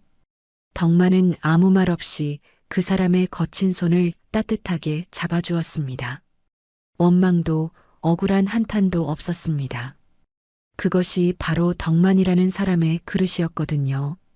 그는 손을 잡아주고는 이내 돌아서서 다시 가마솥 앞에 섰습니다. 국물간을 보고 거품을 걷어내고 불세기를 조절하는 일, 100년 동안 해온 그 당연한 일들을 다시 묵묵히 시작했을 뿐이었습니다. 모든 소란이 잦아든 깊은 밤이었습니다. 가마솥 터에는 덕만과 도진, 단 둘뿐이었죠. 주방의 불꽃은 낮게 타오르고 있었고 가마솥 위로 수증기가 고요하게 춤을 추고 있었습니다. 바깥에 요란했던 소음들이 거짓말처럼 사라진 시간. 가마솥에서 보글보글 국물 끓는 정겨운 소리만이 주방을 평화롭게 채우고 있었습니다. 덕만은 국자로 국물을 한번 떠서 맛을 보더니 만족스러운 듯 고개를 끄덕였죠. 그리고는 대접 하나에 국물을 넉넉히 담았습니다. 고기를 썰어 2점 더 얹고 싱싱한 파를 송송 올렸어요. 밥을 가득 담아 푸고 잘 익은 깍두기를 곁들였습니다. 숟가락을 가지런히 놓은 뒤 덕만은 아무 말 없이 그 상을 도진의 앞에 내밀었습니다. 사람이 따뜻한 국물을 먹어야 다시 살지. 25년 전 갈 곳 없던 도진의 아버지에게 했던 말과 한치의 오차도 없는 같은 말이었습니다. 덕만은 그것을 결코 의식하고 한 말이 아니었습니다. 그냥 제 앞에 있는 사람이 배고파 보이면 밥을 차려주는 것. 그것이 이 노인이 80평생을 살아오며 해온 일의 전부였으니까요. 도진은 대접을 받아들었습니다. 숟가락을 쥔 도진의 손이 미세하게 떨리고 있었습니다. 도진이 국물을 한술 떴어요. 입술에 닿는 순간 도진의 숟가락질이 멈추었습니다. 아, 바로 이 맛이었어요. 아버지가 병상에서 숨을 거두기 직전까지 도진아, 그 국물 맛을 절대로 잊으면 안 된다고 당부했던 그 맛. 도진은 그 맛을 기억이 아닌 영혼에 새겨두었었죠. 혀끝에 먼저 닿는 담백한 감칠맛, 목구멍을 타고 내려갈 때 비로소 번지는 깊은 단맛.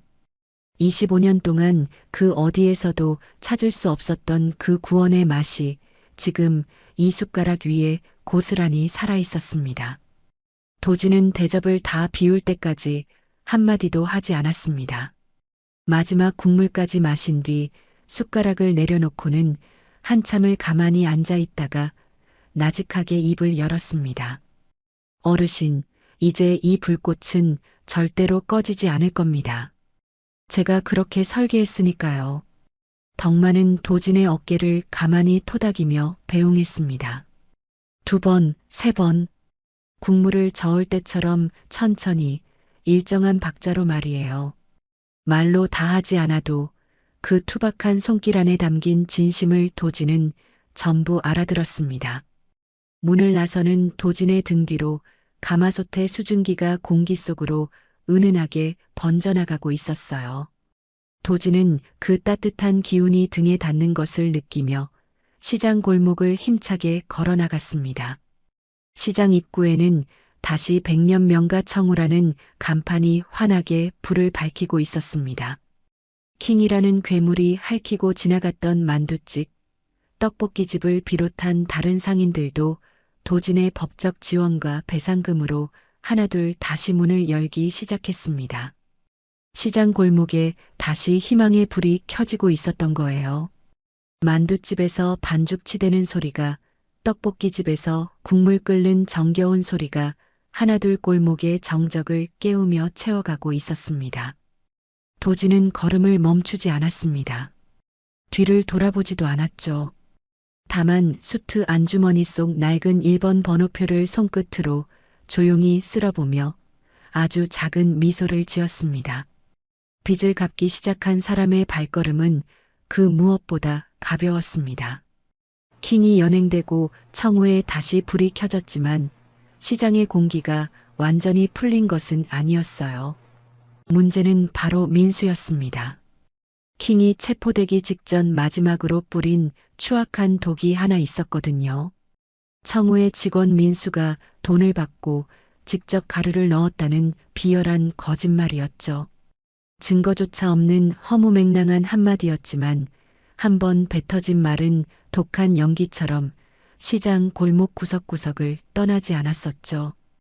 킹의 조작은 명명백백하게 밝혀졌어도 민수를 향한 의심은 별개의 생명력을 가지고 끈질기게 살아남았던 거예요. 상인들은 연행되는 킹보다 고개를 숙인 채 서 있는 민수에게 더 차가운 시선을 보냈습니다. 소년원 정가가 있다는 소문은 이미 파다하게 퍼져 있었고 사람들은 그 꼬리표 위에 킹의 거짓말을 아주 쉽게 덧씌웠던 겁니다. 아무리 그래도 정가자를 주방에 세워놨으니 저 사달이 나지. 돈에 눈이 멀었겠지, 안 그래? 원래 한번 나쁜 짓 한 놈이 무서운 법이야. 민수는 그 날카로운 말들을 묵묵히 견뎌냈습니다. 고개를 푹 숙인 채 주방 구석에서 설거지만 하고 있었죠. 덕만이 옆에서 민수야, 신경 쓰지 말라고 다독여도 민수의 어깨는 자꾸만 굽어들었습니다. 소년원에서 나온 뒤 민수는 사람들의 시선에 지독할 정도로 예민해져 있었어요. 편의점에서 계산할 때 점원이 잠깐 위아래를 훑어보기만 해도 심장이 쪼그라들었고 모르는 사람들이 수군거리면 자기 이야기를 하는 것 같아 걸음이 빨라지곤 했었죠. 청우에 들어온 뒤로 그런 트라우마가 조금씩 나아지고 있었는데 지금 다시 그 지옥 같은 때로 돌아간 거였어요. 세상이 자기를 바라보는 눈이 소년원 시절의 그 멸시 어린 눈과 똑같다는 것을 민수는 온몸으로 절감하고 있었던 거예요. 도지는 이 모든 상황을 예리하게 지켜보고 있었습니다. 단순히 킹을 무너뜨린 것만으로는 설계의 완성이 아니었죠. 민수의 이름 위에 덧씌워진 그 더러운 거짓까지 완벽하게 걷어내야만 했던 겁니다. 도진이 꺼내든 것은 킹의 개인 클라우드에서 극비리에 확보한 영상이었습니다. 킹이 자신의 승리를 자축하기 위해 직접 찍어두었던 비밀 기록물이었죠. 편집되지 않은 날것의 폭력이 고스란히 담긴 영상이었습니다. 도지는 이 영상을 시장 중앙의 전광판과 주요 언론사에 동시에 공개했습니다. 영상이 재생되자 시끌벅적하던 시장 골목이 다시금 얼어붙었습니다.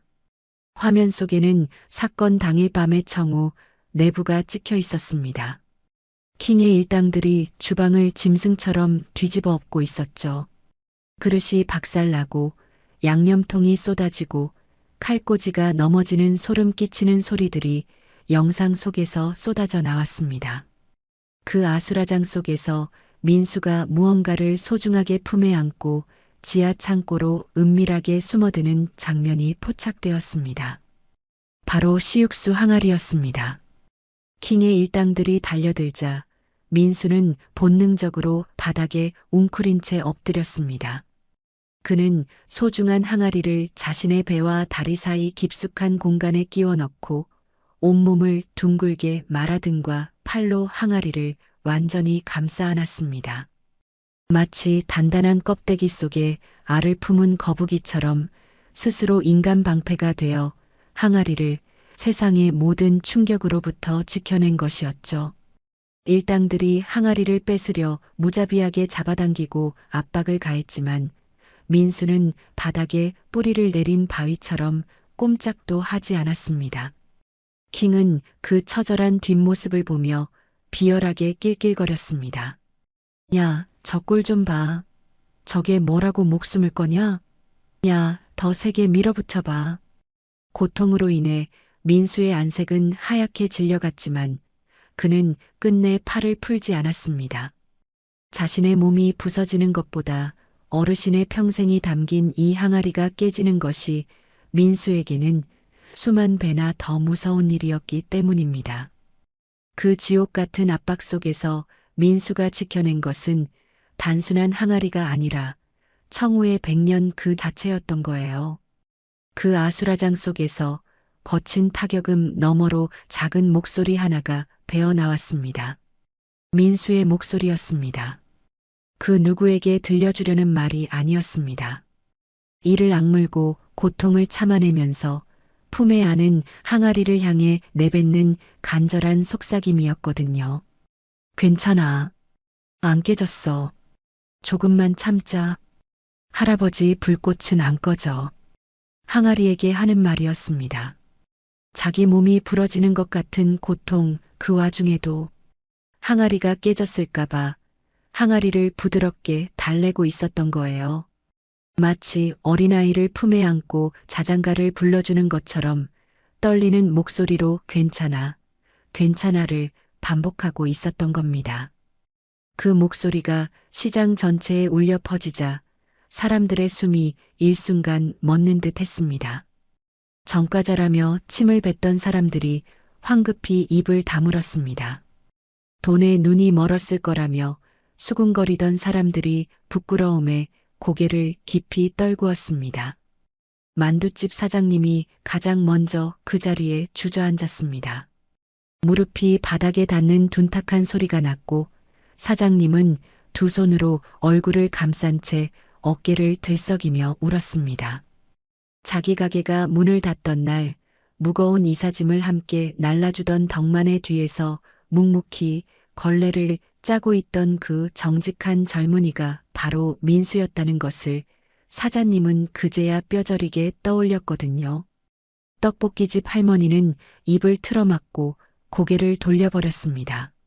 할머니가 가게를 접은 뒤 매일 아침 빈 가게 앞에서 서성이다 돌아올 때 누군가 셔터 앞에 시원한 물 한 병과 따뜻한 빵 하나를 몰래 놓아두곤 했는데 그것이 민수였다는 것을 할머니는 이제야 깨달았습니다.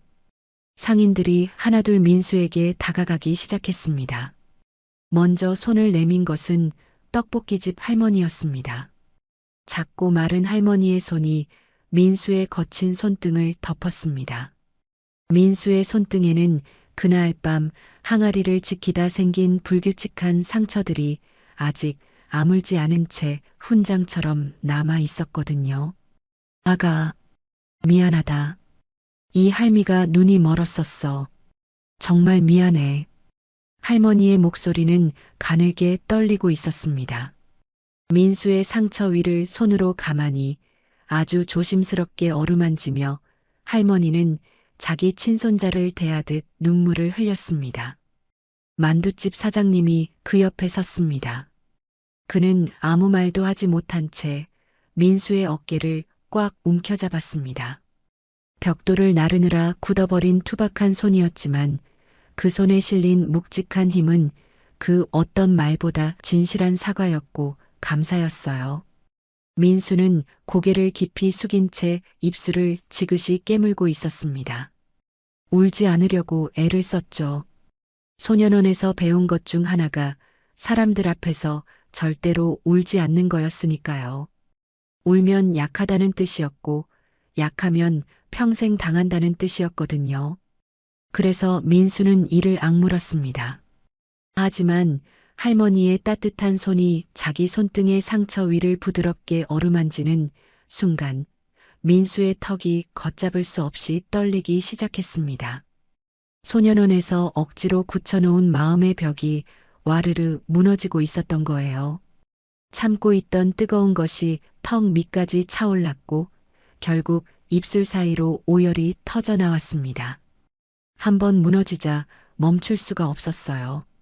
민수는 두 손으로 얼굴을 감싸 쥔 채 어깨를 들썩이며 아이처럼 서럽게 울었습니다. 한편 덕만은 민수가 피로 지켜낸 그 항아리를 건네받으며 한동안 말을 잇지 못했었죠. 평생 눈물을 보이지 않던 꼿꼿한 장인이었습니다. 가마솥 앞에서 100년의 무게를 홀로 견뎌온 사람이었거든요. 그런 그 사람의 눈에서 뜨거운 것이 비로소 흘러내렸습니다. 민수야. 목소리가 깊이 흔들리고 있었죠. 그 무거운 걸 너 혼자 들고 그 지옥 같은 시간을 대체 어떻게 버텼느냐? 민수는 대답하지 못했습니다. 그저 고개를 숙인 채 어깨만 들썩였을 뿐이죠. 고맙다. 정말 고맙다, 민수야. 덕만의 거친 손이 민수의 머리 위에 가만히 얹혔습니다. 아버지가 아들의 머리를 쓸어 넘기듯이, 아니, 그보다 훨씬 더 조심스럽게 말이에요. 민수의 머리카락 사이로 덕만의 손가락이 천천히 내려가며 서럽게 울고 있는 청년의 떨림을 온전히 받아주고 있었습니다. 영상이 공개된 뒤 또 하나의 놀라운 진실이 수면 위로 떠올랐습니다. 가게가 닫혀있던 그 처절하고 힘든 시간 동안 덕만이 다른 피해 상인들의 월세를 몰래 대신 내고 있었다는 사실이 도진에 의해 밝혀진 거였거든요. 자신도 폐업 직전의 벼랑 끝이었으면서 남은 돈을 긁어모아 만두집 사장님의 공사장 숙소비를, 떡볶이집 할머니의 밀린 월세를, 수성공의 병원비를 조용히 내주고 있었던 거예요. 그는 아무에게도 말하지 않았습니다. 덕만에게는 그것이 특별한 일이 아니었으니까요. 배고픈 사람 앞에 밥을 놓고 힘든 사람 옆에 조용히 서 있어주는 것. 그것이 이 노인이 평생을 살아오며 해온 일의 전부였고 숨길 것도 자랑할 것도 아니었거든요. 사람들은 청우 앞에 진심으로 고개를 숙였습니다. 이제 맛집이라는 단어는 너무나 초라했습니다. 사람들은 청우를 정직과 나눔의 성지라 부르기 시작했고 그것은 어떤 거창한 다큐멘터리의 수식어보다 훨씬 더 무겁고 진실한 이름이었습니다. 도지는 상인들이 민수에게 먼저 손을 내밀고 민수가 참았던 울음을 터뜨리고 덕만이 그 아이의 머리를 쓸어주는 풍경을 저 멀리서 묵묵히 바라보고 있었어요. 자신이 설계한 진실이 사람들의 얼어붙은 마음의 뜨거운 불을 지핀 것을 확인한 도진의 얼굴에 아주 옅은 미소가 번졌습니다. 민수의 그 작았던 속삭임은 더 이상 어둠 속에 묻힌 비참한 독백이 아니었어요. 100년 명가를 다시 세우는 가장 강력한 진실의 울림이 되어 시장 골목 구석구석으로 번져나가고 있었던 거죠. 이른 새벽 종로 재래시장 골목에 다시 정겨운 뽀얀 김이 올라왔습니다. 100여 년 전 청우의 증조부가 처음 장작에 불을 붙이던 그 새벽도 분명 이런 빛이었을 겁니다. 시장 골목 끝에서 끝까지 퍼지는 옅은 안개 같은 수증기. 길바닥에 고인 이슬이 희미한 가로등 아래에서 보석처럼 반짝이고 그 사이로 가마솥에서 피어오르는 김이 천천히 하늘로 빠져나갔습니다. 덕만은 그날도 어김없이 새벽 4시에 일어났습니다. 낡은 하얀 조리복을 꺼내 입었는데 소매 끝에 작은 기운 자국이 하나 더 늘어 있더라고요. 덕만은 그 자국을 가만히 들여다보다가 고개를 끄덕였습니다. 아내가 살아 있었다면 밤새 정성껏 바늘을 들었을 텐데 이제는 민수가 서툰 솜씨로 한 땀 한 땀 꿰맨 자국이었거든요. 가마솥 뚜껑을 열자 시육수에서 올라오는 뜨거운 김이 덕만의 얼굴을 부드럽게 감쌌습니다. 덕만은 눈을 감고 한참을 그 자리에 서 있었습니다. 그때 가게 문이 열렸어요. 큰아들이었습니다. 그 뒤로 둘째 딸도 약속이나 한 듯 따라 들어왔어요. 둘 다 값비싼 명품 코트를 입고 있었고 손에는 두툼한 사업 계획서를 들고 있었습니다. 큰아들이 말했어요. 아버지, 이제 이 가게 저희가 제대로 맡겠습니다. 프랜차이즈로 확장하면 연 매출 50억은 거뜬해요. 둘째 딸이 거들었죠. 방송 나간 뒤로 가맹 문의가 폭주하고 있어요. 아버지, 지금이 황금 같은 기회예요. 덕만은 국자로 육수를 한번 천천히 저었습니다. 아주 느리게, 아주 깊게 말이에요. 너희가 마지막으로 이 아비 가게에 온 게 언제더냐. 큰아들의 입이 쩍 멈췄습니다. 둘째 딸 시선을 피했어요. 시장 사람들이 아비를 사기꾼이라 욕하며 침뱉을 때 너희는 전화 한 통 없었다. 민수가 매 맞으면서 항아리를 안고 있을 때 너희는 오직 체면 걱정만을 하고 있었지. 덕만의 목소리는 전혀 높아지지 않았습니다. 낮고 고른 평소의 숨결 그대로였죠. 하지만 그 무게에 두 사람은 아무런 대꾸도 하지 못했던 거예요. 돈으로 지키는 간판은 100년을 못 간다. 사람으로 지키는 불꽃이라야 100년을 가는 거야. 덕만은 선반 위에서 무언가를 조심스럽게 꺼냈습니다. 쇠국자였습니다. 손잡이가 닳아 반질반질해져 있었고 국자 면에는 셀 수 없는 세월의 훈장인 흠집들이 새겨져 있었거든요. 증조부가 처음 만든 그 국자, 할아버지가 전쟁의 포화 속에서도 품에 안고 다닌 그 국자, 아버지가 IMF 때 가게를 지키며 굳게 잡고 있던 그 국자였습니다. 덕만은 그것을 민수의 앞에 조용히 놓았습니다. 민수야, 이 불꽃은 이제 내 것이다. 민수의 손이 사정없이 떨렸습니다. 선뜻 국자에 손을 대지 못했어요. 민수는 고개를 들어 덕만을 바라보았죠. 눈가에 물기가 번졌지만 입술은 꾹 다물고 있었습니다. 어르신, 전과자인 저는 자격은 스스로 증명하는 거다. 내 손등의 흉터가 이미 충분히 증명했어. 민수는 덕만이 내미는 국자를 가슴 깊이 안았습니다. 차가운 냉기가 서린 쇠에서 점점 뜨거운 온기가 번져나왔습니다. 그날 저녁 도진이 마지막으로 가게를 찾아왔습니다. 답답한 넥타이를 느슨하게 풀고 처음으로 아주 편안한 얼굴이었죠. 어르신, 국 한 그릇 먹고 가도 되겠습니까? 덕만은 말없이 뚝배기를 탁자 위에 놓았습니다. 맑고 진한 국물 위로 고기 몇 점이 더 올라가 있었고 파가 한 줌 띄워져 있었죠. 김이 모락모락 피어올랐습니다. 도진이 경건하게 첫 숟가락을 떴어요. 국물이 목구멍을 타고 내려가는 순간 도진의 눈이 다시 붉어졌습니다. 25년 전 아버지가 이 자리에서 느꼈던 바로 그 맛이었을 겁니다. 누명을 쓰고 세상에서 버림받은 사내에게 이름조차 묻지 않고 건넸던 그 구원의 한 그릇. 국물값. 제 평생을 다 갚아도 모자랍니다. 덕만은 도진의 든든한 등을 한번 툭 두드렸습니다. 무슨 소리? 처음부터 빚은 없었네. 도진은 숟가락을 내려놓고 덕만을 향해 고개를 깊이 숙였습니다. 아주 오랫동안 그렇게 있었습니다. 가게 문을 나서며 도진이 무심코 돌아보았습니다. 가게 안에서 덕만이 민수에게 뼈 손질법을 가르치고 있었거든요. 칫솔로 뼛속 핏기를 하나하나 닦아내는 그 느리고도 정직한 손짓을 말이에요. 도진은 주머니에서 1번 번호표를 꺼냈습니다.